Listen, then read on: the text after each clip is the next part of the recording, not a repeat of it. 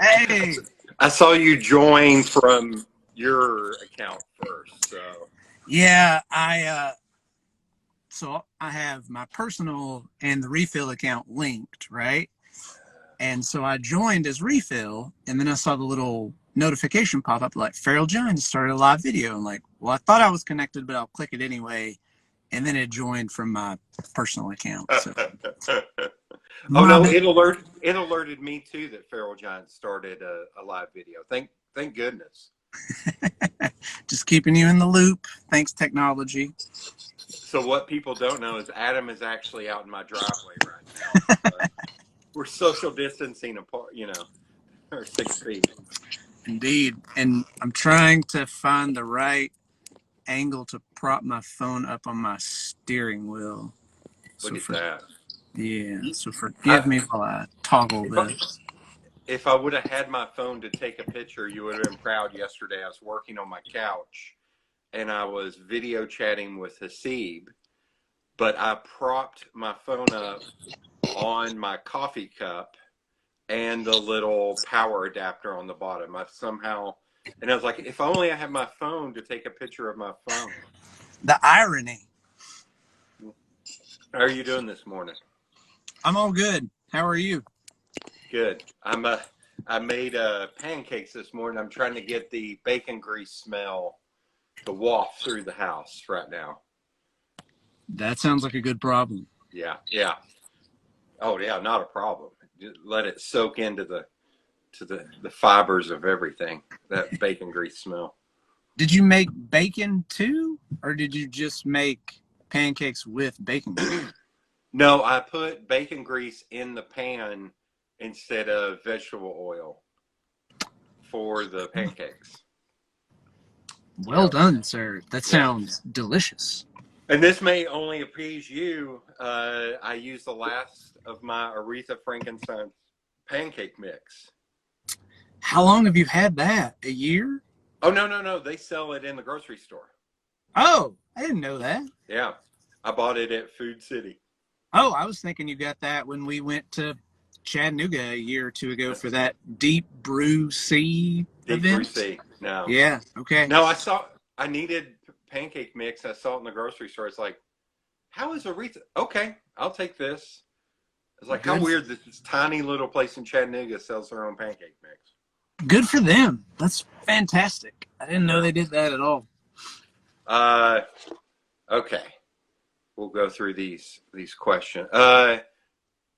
Let's go first a little background. So, Adam, you are. Why don't you talk a little bit about what you do, like with Ah, Retail Coffee Cart? my job is I help run a tiny mobile coffee shop with two partners, Chad Grinner and Amy Kennedy, who's also my wife. And recently, we have had very valuable help from a teammate named Seth Bowles. He's been a huge help I think he might have started with us in late 2019. But several months, he's been a huge help to us. And what Refill Coffee Cart does, the biggest portion of our business is we do what we call caffeinated catering. Businesses, events, organizations, weddings even hire us to come in and operate an open bar type of atmosphere, but it's all coffee and hot chocolate based drinks. In addition to that, we do serve at events. We do fundraisers for East Tennessee area nonprofits. And then we have a list of 5 businesses that we rotate around during weekday mornings where we serve coffee for the staff at those businesses. Yeah, and it's a pretty creative endeavor for you, like coming up with like weekly specials and stuff. Um, are you able to still remain creative in these? So right now you are not going to the businesses, not going to events. So now it's all test demoing and testing time. Are you That's a good way of looking at it. Yeah. are you able to remain creative in this time?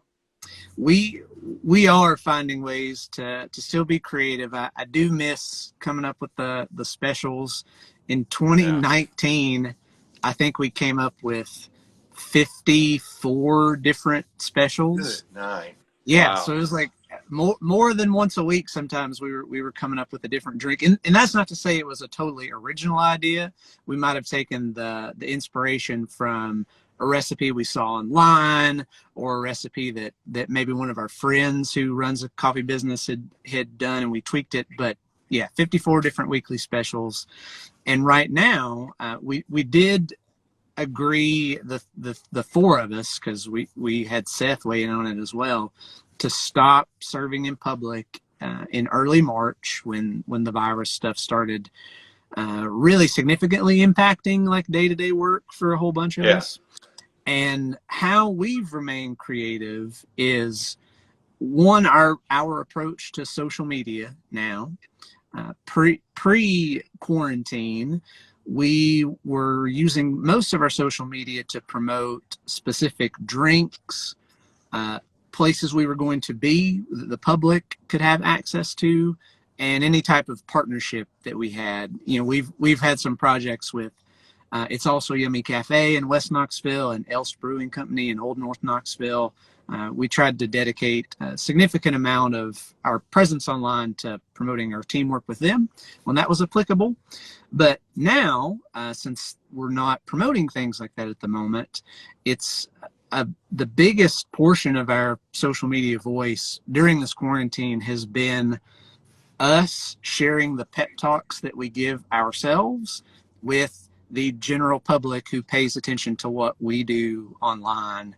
And if people follow us and make a habit of checking what we post, you'll notice, or you should have noticed, that there's not a lot of pictures of frappuccinos right now. There's not a lot of pictures of like the cart in a cute setting where we're serving. It's graphics with just some words on it, maybe. Yeah. Or if it is of a drink, we are trying to share drinks that we make for ourselves at home with our coffee, and trying to keep in mind that probably everybody who supports us does not have a blender at home or caramel syrups at home. Or so we've tried to make stuff with, okay, like let's look at the leftovers in the refrigerator. What Right. can we make with this?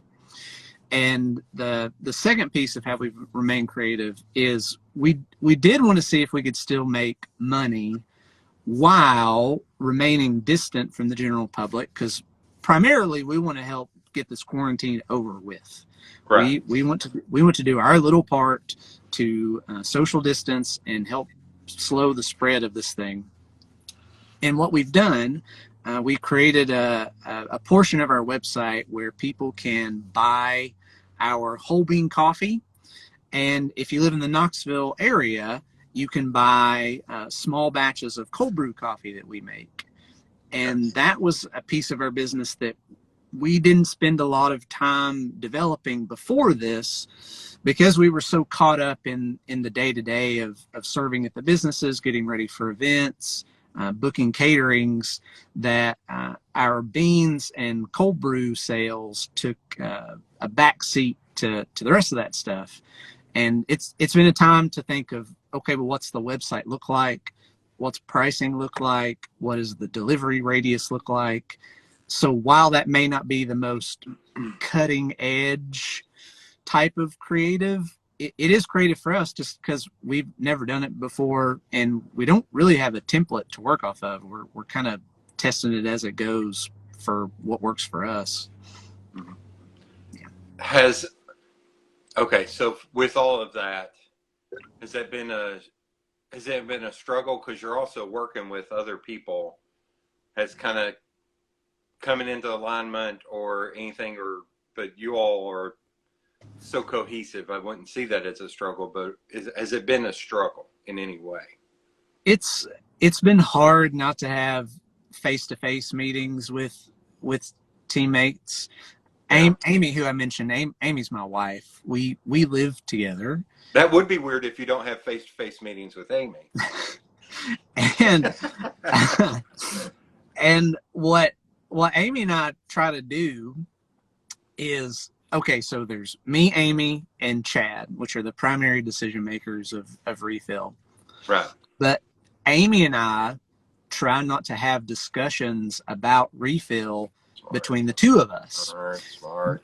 because it's not fair that her and I could develop an opinion and then we have a meeting with Chad, and then like Amy and I have been thinking about this thing for 12 hours and now we're just going to drop it on Chad like right now.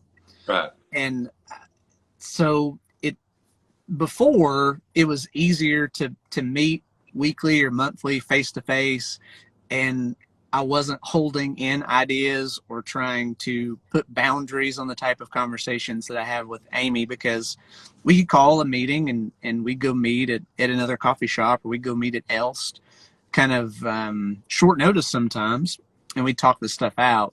But now that we meet over Zoom, it's more challenging, because now we have to find a time where everybody's sitting still. We do have to find a time where everyone can connect, to have a fast enough Wi-Fi connection to enjoy the benefits of Zoom. And now I'm withholding more thoughts at home because Amy and I are spending more time at home together. Right. So those are challenges, but it's not hard or overwhelming. Right. It's just right. a different dynamic, but I do look forward to having face-to-face meetings with Chad again. I like Chad. I love Chad.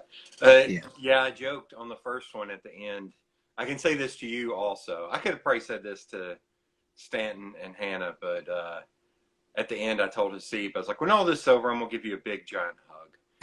Yeah. And I was like, yeah. I can say that to you because I don't have to worry about, are you okay with that? Hasib, I'm just going to give you a big hug. I'm sorry. There you go. I can say that to too. It's like, oh yeah. It's just going to. Can you imagine how good those first hugs are going to feel, and those first high fives with people? Like, I tell you, everything is annoying during this, but the people saying, well, we may never shake hands again, or we may never hug again. I'm like, shut up. What are you talking about? We're going to shake hands better. We're going to hug harder. What are you talking about, man? Yeah. And maybe, hopefully, if we need to meet in the middle on that concept, the concept will be like, okay, after you shake hands, go wash your hands. Yeah. Maybe be more conscious about hugging. If you're like, oh man, like I just sneezed into the elbow of my shirt. I shouldn't hug you right now. Like, I hope that there's like a happy median we can come to, and it's not just that hugs and handshakes are now very taboo in society. Yeah. Because I'm not a big touchy-feely person, but there are people in my life that a hug feels more appropriate than a wave, or a handshake feels more appropriate than like the dude like head to like sup, like yeah. That's how we should end this episode. We should go. So. I like that. Can we do finger guns? Like, yeah. Hold on, I got to put down my coffee. Yeah, there you go. That's a gift. That's a gift right there. This is the resurgence of the cultural finger gun. That's what's going to happen. I like the one shot and the wink. Yeah. With the little. Although in 2020, that is a very scary image. Somebody going. That's, yeah, like out of context. Like if you just witness someone doing that to somebody else, like, yeah, you might have concerns of like, should I step in? Like, is the other person okay? Yeah, that's fair. Okay, maybe no finger guns. We'll come up with something else. Well, maybe Chad will be happy that the thought of talking about seeing him in person derailed us into talking about hugs. Yeah. And also, I feel like for you, you're so personable, and a big thing for you with the coffee cart is seeing people and talking to people. Has that been kind of tough, or have you been filling in with like doing more of these, more video chats? I do more video chats. I send more emails. It's not the same though. I like the small talk. Small talk gets sort of demonized by some people because it can be frivolous, and it's just making noises with your mouth to fill an awkward moment where you're asking like, what about this weather we're having, kind of thing. But small talk can be refreshing if you just think about the types of questions you want to ask people. Right. There's nothing wrong with asking, how you doing? Right. But if that's as far as the conversation goes, then the small talk's not going to be very refreshing for you. Yeah. So I do try to make the attempt to remember bits of information that people share with me.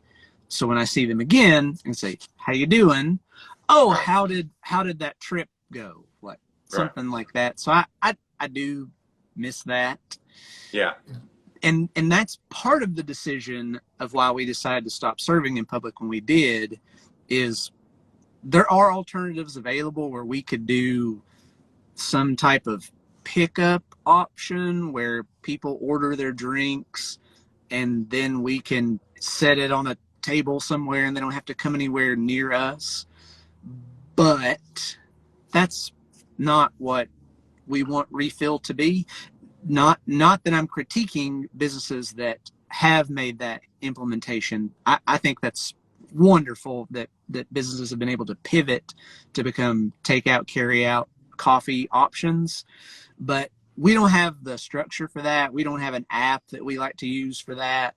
And so it's like, well, let's not totally change everything we're doing. Let's just take a break and we'll hedge our bet that maybe in 8, 10, 12 weeks, we can get back to running this how we really want to run it. Right. And it won't be potentially harmful to anybody. Yeah. Yeah. It's a weird thought to have, that it won't be potentially harmful for anybody. For sure. Because up to then, all you'd worried about is burning somebody's tongue on the coffee bean too. Right. Hot. Yeah. Or giving them the sugar jitters or something. Yeah. Yeah. But now with the information that this thing can, I don't think airborne is the right term, but whatever the impetus is for social distancing of like why we have to stay apart from each other, and our general setup is we're pretty close to the customer, and we've always been real. Yeah. We touch cups and lids and things, and we always wear gloves. But with the heightened risk, it was just the best decision for us to take a break, kind of thing. Well, and also you got to think not even what you all are putting out, but also what you're bringing in, because every customer hands you a credit card or cash. Yeah. And you could be like, somebody could give you a $5 bill, then you could turn around and give that same $5 bill to somebody 20 minutes later. Yeah. And it spread, Yeah. Yeah, you're not wrong. And we've been, Amy, Chad, and I, we've been supporting our the businesses we have relationships with who have remained open, and then even businesses that we don't have relationships with. So we trust that the businesses are doing everything they can to make things safe and sanitary. And we certainly respect the level of effort all these people are going through to really shift how they run their day to day. So we don't have any apprehension of how other people are running their businesses. We trust that everybody's doing the right thing. We think the places we go regularly have always done the right thing. Yeah. But for us personally, it's like let's just take a break. Let's pause until we can learn more about this. And then to be really transparent, we were all really tired. Yeah. What was it you said? This was what was it? Last year you only had one day off or something like that? In 2019, me personally, I had 11 days off, full days off, where I didn't do anything refill related at all. So Christmas, Thanksgiving. Yeah. And I know that's not unique. I know Yeah. that I know that's reality for a lot of people running their businesses, but that's not how I want to work. I don't want to Right. work that many consecutive days. And in 2020, Refill worked every day from I don't know exactly, but January 2nd we got back to work, and then I don't think the company had a day off until March the 15th or something Yeah. like that. And that's that's not how we want to do it. We don't want everybody working 12 to 16-hour days, 7 days a week. We don't want people to be so exhausted that it starts to remove the fun out of running this little coffee company. And we're grateful for the work, but I do think something I am supposed to learn out of this is how to manage my time more wisely, how to say no, and not feel guilty about it if I really do have a reasonable proposition of why we can't do something. Yeah.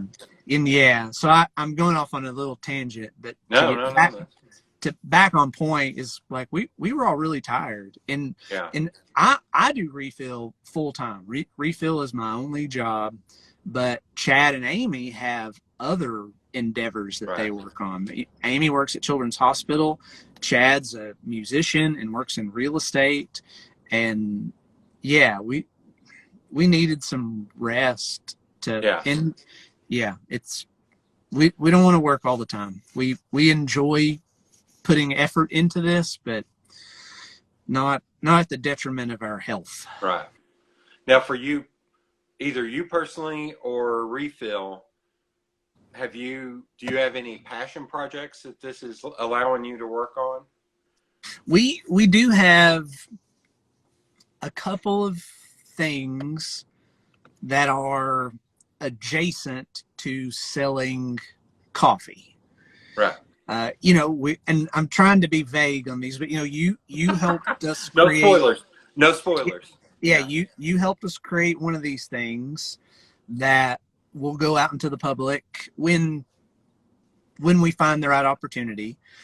There's another local, how to say, let's say clothing company that we're working on a project with, and I have then I have I have three guesses, and they're all three the same guess.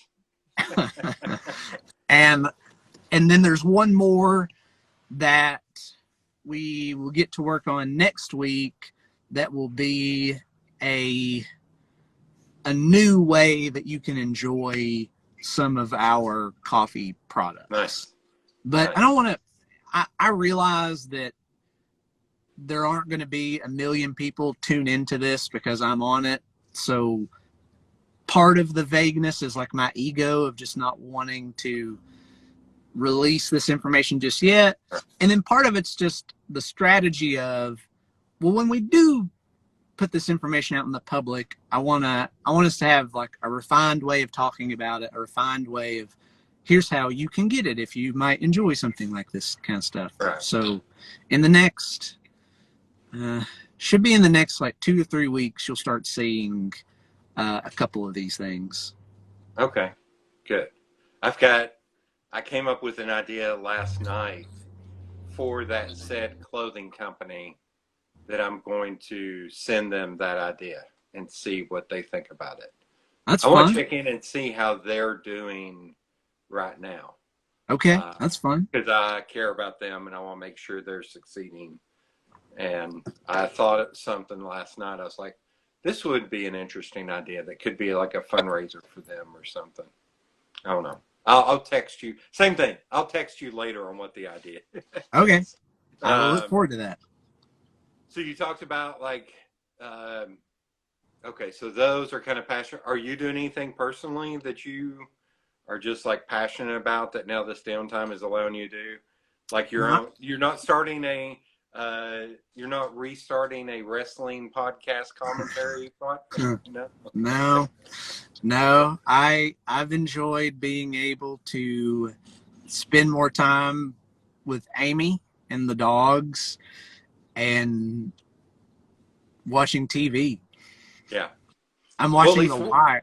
I'm watching The Oh, Wire. you're all watching The Wire? Nice. I am. Okay. I watch it when everybody else is in bed.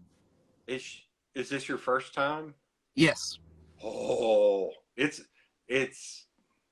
astounding. It's astounding. You're Like, not the first person. Yeah, how deep into it are you?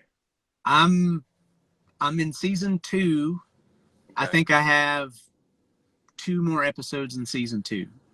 So I think it's season 3 that a lot of people knock the one that's on the docks, which I actually thought it was good because it had good actors and it was well done. It was an interesting take. Yeah. I enjoyed it. It's weird. How weird is it watching it and seeing all the big actors now in small roles? Like Baby Creed. Baby Creed, although he'd punch me for saying that, but Baby Creed is amazing. Yep. And that was the first big shocker of seeing Baby Creed, and then seeing people who've been on other HBO shows since then.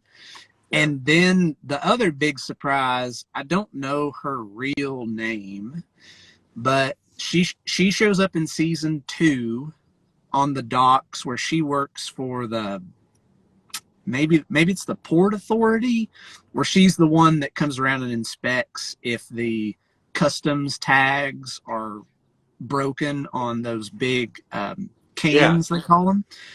She had a reoccurring role in the North American version of The Office, where she's Michael Scott, Steve Carell's on-again, off-again girlfriend. Oh, Jan from The Office. Oh, no? After that Jan storyline wraps up, her name in The Office is... Yes. Uh-huh. Amy something. She was in Gone Girl. Is that right? I think she was not Gone Girl. The other Affleck film, the first one he directed with his brother. Okay, I would not know, but yeah, like it was cool to see her. Amy Ryan. Gone Baby Gone.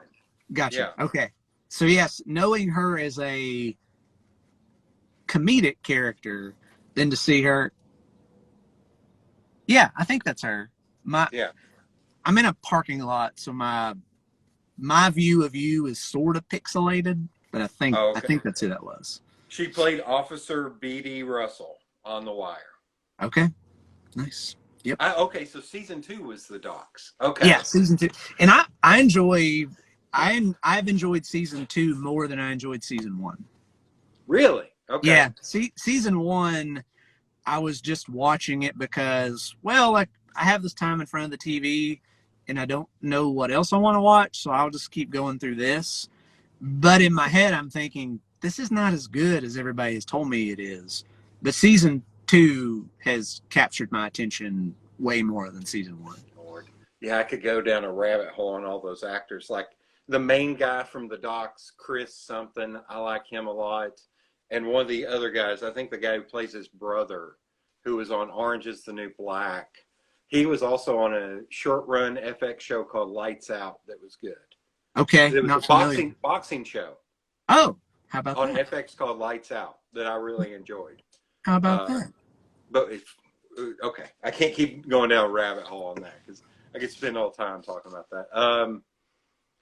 So the coffee, the beans, the cold brew, have kind of become like alternative ways to generate income on a higher level, kind of like the thing I did and the stuff with the clothing company. You think those are kind of like long-term, like passive income generators? I think so. We at least right now, we didn't want to start any project that we didn't think we could maintain when things get back to normal. Right. Because if we create a different item of business for ourselves and it goes over well and we get encouraging feedback for it, we don't want to have to shut it down when we get back to normal. Right. Delivering and shipping coffee beans will be very possible even when we get back to being busy all the time. And when we're busy all the time, we're making cold brew all the time. Okay. So Okay. making additional batches to deliver to people would not be that big of a stretch for us. Right. And then the other to be announced items, we also think those could be maintained even when we get back to normal, because Okay. we these were all these things, the ideas already existed in our head, and the quarantine has afforded us the opportunity to work on it. And yeah, we didn't want to start some big crazy project that we just have to abandon Yeah. in the future. Yeah. Yeah. Be like, all right, that's done. Yeah, and then if people were into it, then we would have some guilt about doing away Yeah. with it. And then if it were so big that it became a burden to keep it running once we get back to normal, then that doesn't help anybody. Yeah. Yeah. So yeah. Are you staying positive in this time, or do you have any like moments of dread, or like how are you doing in this? I am mostly positive. There's something really relaxing to me about knowing that I can stay up late and that I don't have to be in a huge hurry to wake up in the morning and get going. I enjoy being able to spend more time with Amy and the dogs and resting. So that some days, like, I would genuinely say I'm excited for the next day because like, man, I can just hang out tomorrow. And I like hanging out. Yeah. I don't want to do it all the time, but it is a nice break just to sit, watch TV, listen to some podcasts. That's a nice way to rest for me. But I wouldn't say I have any type of dread on a daily basis, but there are reoccurring moments, especially at nighttime. Because at nighttime, Amy and the dogs are asleep, and it's just me, and it's quiet outside, and the phone's no longer making noise because not getting text messages, not getting notifications of social media. Those are typically the moments where I'll start to think like, man, I'm bringing home a fraction of the money that I was 3 months ago, and I'm bringing home a fraction of a fraction of a fraction of the money that I was 3 years ago. Right. Like, did I make a reckless, silly decision 3 years ago? Because if I was still at an office job, would I be doing fine and still collecting regular paychecks? And that I'll kind of go in that spiral of, oh man, like I'll convince myself that I should be more worried about money than I actually am. Right. Because the competing thought in my head will be like, I'm not worried about money. Like we're really wise with our money. Amy and I personally, and Refill as a business, we've always been really wise and calculated with how we spend our money. But then it'd be like, then the thought will creep in of, is there something wrong with me that I'm not worried about money? Like, am I really unwise? Am I foolish? Should I be worried about? Come on, man, be worried about money. Come on, like conjure up some thoughts and get worried about money real quick. And like I will talk myself into being worried about something. Your devil is not on the shoulder. He's jumped into your ear and it's just yelling like, hey, hey. Yep. He works extra hard at nighttime. Yeah. When the world gets really quiet. He has the night shift, man. He's third shift. He's third shift. Yeah. That's it. Yep. And and so there have been times where it hasn't been as exciting to get to rest and as exciting to not feel so pressured to accomplish so much every day. Right. Are you remaining active? Are you getting out and walking the dog? Although the one thing I want you to do, I want to see a Rocky training montage. You need to start pushing that cart up in that van. You can't lose those muscles, man. You can't lose those muscles. That's a good point. Those are very unique sets of muscle groups you develop by pushing this cart into a van. That's true. But I am being active. Uh, Amy and I exercise at home. We have a friend who she's a nutritionist. I think is the right title for her profession, and she has a Facebook page, Healthy Living with Lauren, and I'm reluctantly coming up short on her last name. It starts with a K, and Amy and I have promoted her page on Facebook and Instagram, and Lauren does at home workouts, and we'll follow those. Yesterday, I got challenged via Instagram from Scott Larrick, who Scott Larrick is one half of the superpowers behind Central Filling Station. Okay. And he started, in my perspective, he started it, but I don't know if he actually started it. He's part of this initiative online to challenge people to a beer mile. Are you familiar with a Okay. beer mile? No. You drink a God. beer, you run a fourth of a mile, you drink a beer, you run a fourth of a mile, you drink a beer. So 4 increments of drinking a beer and 4 increments of running a fourth of a mile. And then you post how quickly you can do this in. And I'm trying to get back out and running because I'm not looking And you're training at home too, right? Yeah. And I'm not looking to have the fastest time. I'm just looking to have respectable time. Right. Yeah. So her name, I can't pronounce her last name. Kotrys, Kotrys.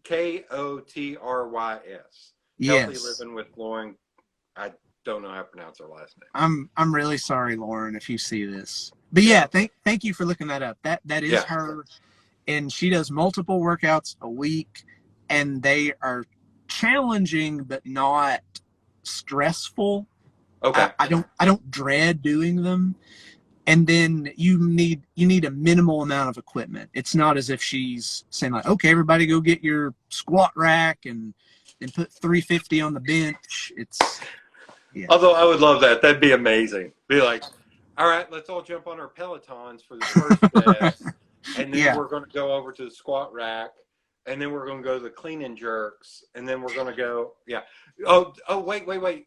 Big tires. That's how we're finishing today. Go get your go get your sledgehammer and bang on this tire. Like, I wouldn't do that. I wouldn't do that workout.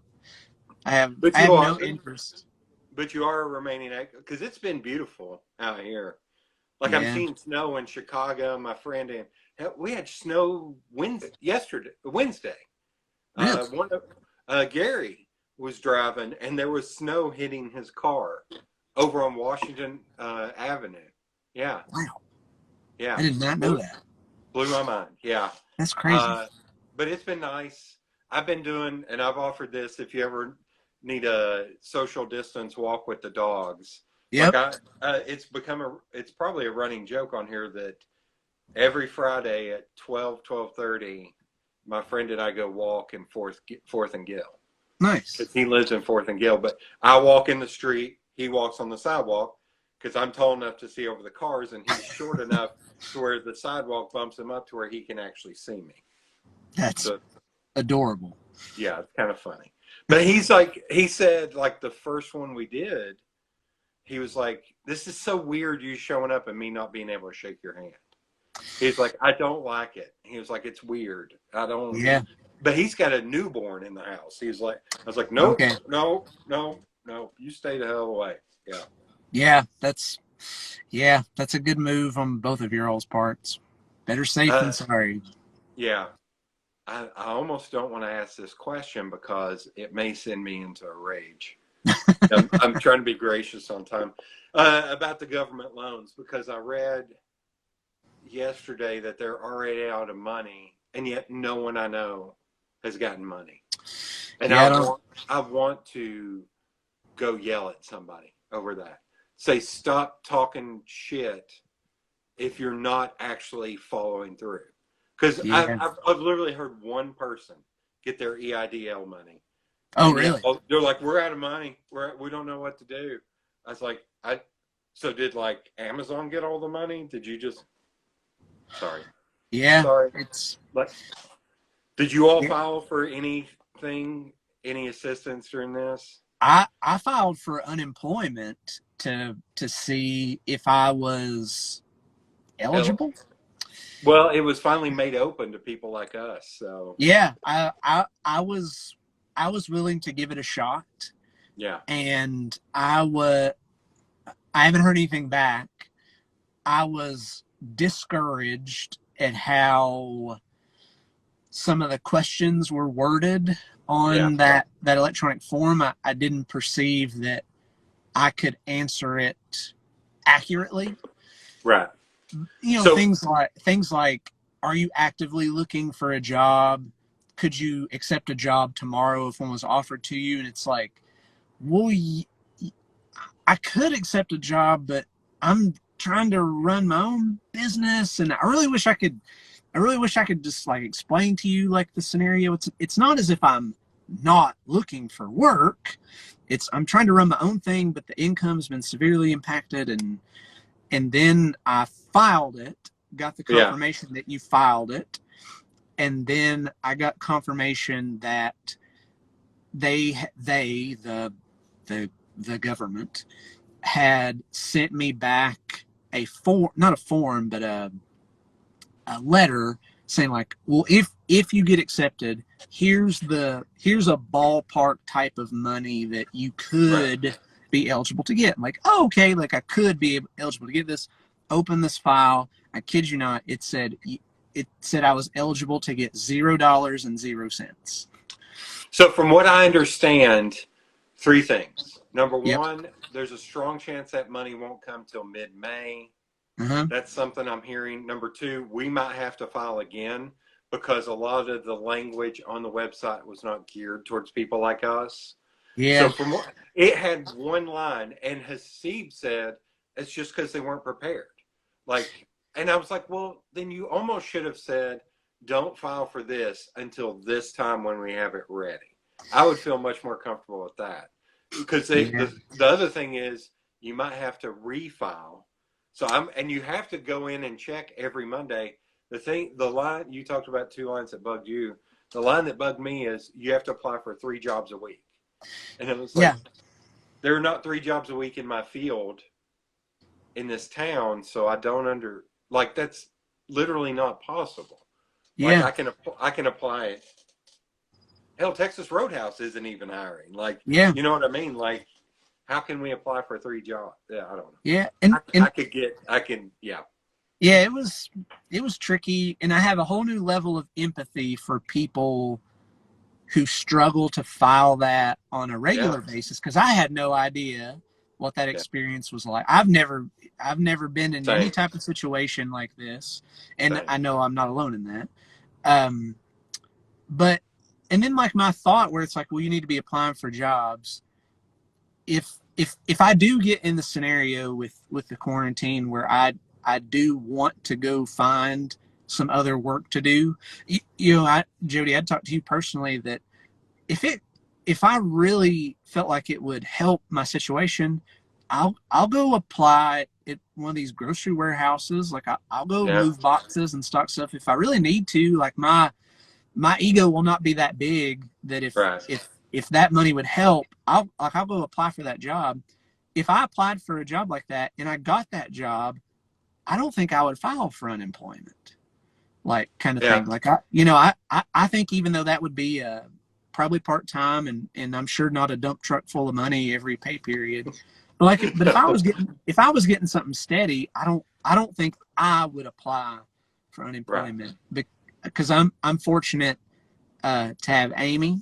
Amy has a right, traditional job that's staying steady, and we have some savings, and right. so I yeah yeah. So But it's just yeah that's been an interesting learning experience too because yeah, I I think I'm good working on the computer. Right. All my jobs before Coffee Life were a significant amount of work on a computer. I have had a formal education. Um, I have been to college. I've been to college twice.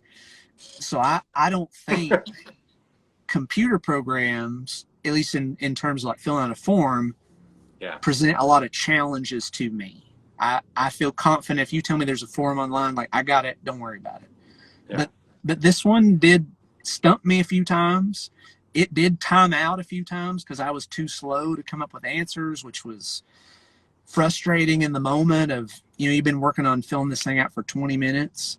And then it's like, well, how much money did you make during this period? This period, I'm like, oh, well, let me go to the back room and get my tax return, and because I want to be accurate. I don't want to, Yeah. I don't want to be off at all on this. And then by the time I find my tax return and sit back down on my computer, it's like, oh, your session's timed out. Please start over. And like, Well, even the ooh, EIDL, it was like, tell me how much you've made up until through January 2020. And I was like, why don't you just ask me what I made in 2019? Let's just yeah, make this simple, because I can look at W-2s and or 10 whatever, 1099 W-2s, all that stuff, and figure that out. Now then, having to go back to invoices and like to be accurate, and then checking against like my bank account to see when I deposit, because I could have billed somebody on January 20th, but them not paying me. It's like, what the? Why are you making this more complicated than it is? Like, yeah, yeah. anyway. And But I do not envy the people that are having to create those forms either. no, Like, cause I I did know that. hear. I did Go hear ahead. that the state had hired 100 more people to help with the unemployment stuff, which Oh is wow. a shift to the positive, I think. Yeah, yeah. Yeah. That sounds good. Yeah. And oh god, this is a terrible segue. In talking about shifting to the positive, um, homework. So the homework thing is a thing where we something that I think is creative or inspires me, that I watch videos a lot. So with you, it's a no-brainer, and the homework is the keep moving forward speech from Rocky Balboa. Absolutely. So how often do you watch that speech? Wait, in this quarantine time, have you started watching that speech more? I I guess I have looked for more inspirational things to watch. Like, yeah, I'll especially in those moments of dread, like Yeah. in the evening when it's quiet and it's just me and my thoughts. Yeah, there are some things I'll queue up on YouTube and get kind of fired up and sometimes even kind of like teary-eyed, but teary-eyed in like a positive way, like not like it's That's making me sad, but just like, yeah. dang, like that's such a beautiful like moment right there. Like, yeah, yeah, I've That's a double-edged sword though, because it could be 2 a.m. and you're in there whipping up something. Amy's like, "What are you doing?" It's like, "Shouldn't have watched them videos. that's Shouldn't have watched them right. videos." That's right. I just watched a 30-minute compilation of the most inspirational sports plays of the 20th century, and now I have all this adrenaline and caffeine pumping through With me. like Terry Crews narrating it, and you're just like, I got a lot of emotions going on, man. Yep, I gotta get this out. yep, yep. And yeah, I'll get lost in those inspirational speeches videos. I enjoy Shannon the Cannon Briggs Yeah, screaming "Let's go champ" into the yeah. camera. There's another movie moment that it's in a movie that I think the general public thinks is really terrible. It's Entourage, the movie. It's nice talking to you, Adam. I'll see. I I was so invested in Entourage, the TV show, and in one character in particular, Johnny Drama. I wanted life to be happy so much for the character Johnny Drama, and at the end of the Entourage movie, it's a Spoiler alert. really it's a big moment for Johnny Drama, Okay. and I'll watch that moment, and I think it's a really fun, happy movie moment because Johnny Drama gets this credit that he's just starved for his whole adult life. But then also, it's a good moment for his friends and his brother, Okay. because his brother has done so much to help maintain his career, and his friends have driven him to auditions and read lines with him, and so it was like they all won. And those are my daydreams. Like my daydreams are things where stuff happens to me and my friends. Okay. Yeah. I'll give that to you because it's Matt Dillon or Kevin Dillon. Yeah. Kevin Dillon. Yeah. Because Yeah. Kevin God, Dillon. that character is almost, if you flip the ages, it's almost real life for him. Oh, Which is overshadowed by a more bigger marquee brother. Like, it's pretty dead on. yeah. I've never watched one episode of Entourage. I just It, know the concept through it yeah. all. Yeah. And it's based on Mark Wahlberg. And You missed. Sorry, you auto corrected there. It's Marky Mark. but yeah, I enjoyed Entourage a lot when it first came on, and years after the series was over, I watched the movie and was very happy that it ended well for the group of friends. And Okay. if you really wanted to dissect it, we could probably come to the conclusion that most of those characters are horrible people, and we probably could dissect them down to like all terrible human characteristics. But if you just look at the surface level of like this happy thing happened for this dude, and then his friends were just as Yeah. happy for him, like I like that. Like Okay. I bask in that. So here we go. Three other things. Okay. One of my friends posted, said, she was like, I rewatched Seinfeld and I realized George is an awful human being. I was like, they're all awful human beings. They're all terrible. What do you know? They are. So I'll give you They're that. horrible. There is this. There you go. Oh, nice. Very nice. I'm embarrassed that I have that, but it's right here on my wall. You should embrace it. That will be my homework, to watch that scene. Okay. And then other people's homework will be to watch the Keep Moving Forward speech. If you just do Rocky Balboa's speech, I'm pretty much sure it'll come up. It's him and his son talking. That you and I have watched. I think we account for about 3/4 of the views on YouTube for that video. Yes. yes. Absolutely. Yeah. I love that speech so much. I always do the hand motion when I do it. I've had to give that speech a lot to people. I believe it. Yeah. So, okay. That's a good way to end this. How are we going to end this? We're going to keep moving forward. Love it. All right. Thanks for doing this, man. Thanks, man. I appreciate you. See ya. Bye.